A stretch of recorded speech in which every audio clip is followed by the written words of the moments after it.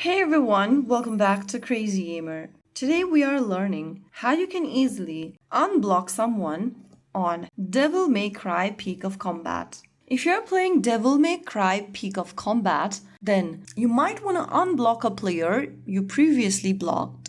So in order to do that, it's super simple. Firstly, open the Devil May Cry Peak of Combat game, and once you're inside the game, go ahead and tap on menu at the top right corner. Inside the menu tab, click Friends.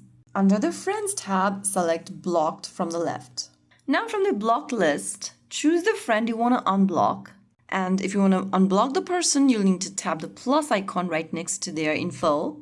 And the person has been removed from the block list. After unblocking someone, you'll need to send them a new friend request if you want to add them back to your account. So that is how you unblock someone in Devil May Cry Peak of Combat.